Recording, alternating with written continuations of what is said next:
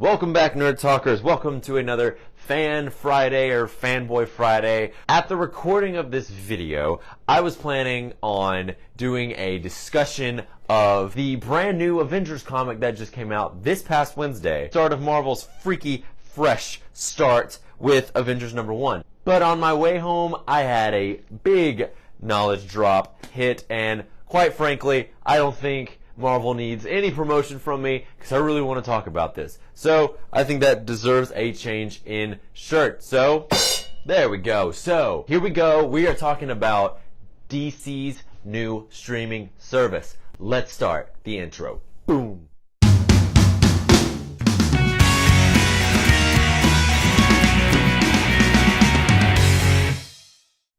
So DC has a brand new streaming service similar to Netflix, but it's going to be DC-centric. I, for one, think that's an awesome idea. Just like Disney's doing theirs.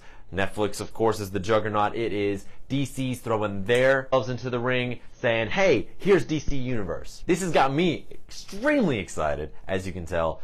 Of course, with the titles that have been announced and the potential for new titles and for new shows and for new content. For one thing, I think DC is rocking it with their TV shows. Marvel's rocking it with the movies, obviously. DC's kind of meh on those, but DC has them owned when it comes to TV shows. And I think this is a really, really good move on DC's part if they want to keep themselves in the game. So, let's talk about the shows that they've got announced so far. First one, Titans. Number one, I love this logo. You guys saw a picture of Robin a couple months ago. Some people liked it, some people didn't. Regardless of what you think, Titans is coming out. Titans is the new live-action Teen Titans show that will be debuting on this streaming service. And if you're like any other big fanboy out there, you know you are hoping to see a live-action version of the beloved Teen Titans TV show that we had. Next up, I want to talk about the Harley Quinn show. Now, this show is promised to be kind of like, it's an animated show that stars Harley Quinn, obviously, and it has her going and hanging out and teaming up with other characters in the DC universe. Harley Quinn's definitely up there when it comes to popularity, and she's extremely, I cannot think today, popular. So I think this is a good move on DC's part, and I think having her show animated works very, very well. Not only because that's where she had her start, but I think she works better in animation than she does in live action. Think of what you will, think what you thought about Margot Robbie. She definitely works with animation. I think this is a really, really cool move. I am very excited.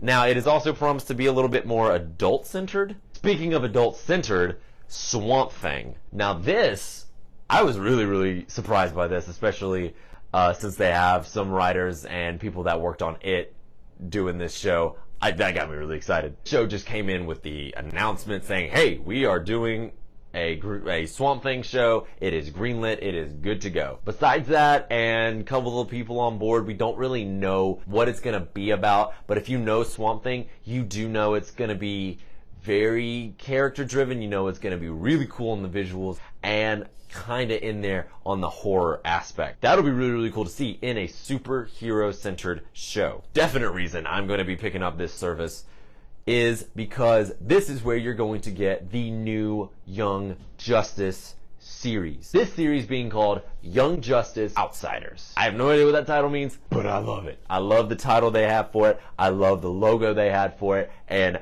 I am just excited that they're doing more Young Justice. Because if you watched Young Justice, you probably loved it, and you were definitely upset when you found out that they weren't going to have any more Young Justice. Well, here it is. Get the streaming service if you want to see it. Regardless of all the other shows I talked about and that I'm excited for, Young Justice is going to be the one that I am going to buy this service for. Now, just a couple things I want to talk about this service. I think, being as it has this streaming service format, you don't have to worry about kids flipping to the channel on Cartoon Network and seeing someone getting their head bashed in by Harley Quinn or anything like that. You can do things and you can say things that are accurate to these characters and things that we've never seen before with these characters, both animated and live action.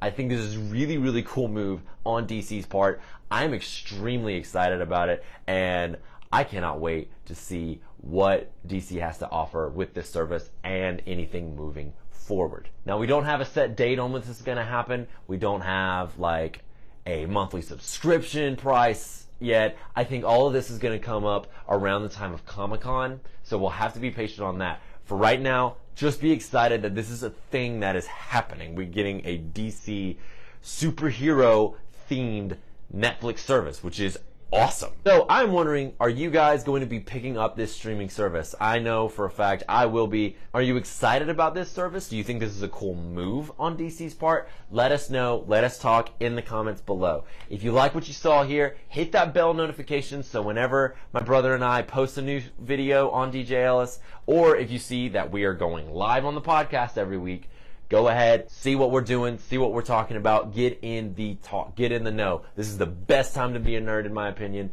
and I want to talk about what you guys have to say. So happy free comic book day weekend, and I hope you guys enjoy the mess out of it. Go watch some DC shows, go read some comic books, go see Infinity War for the 5th time. I don't mind. You guys have a fantastic night, and I will see you later.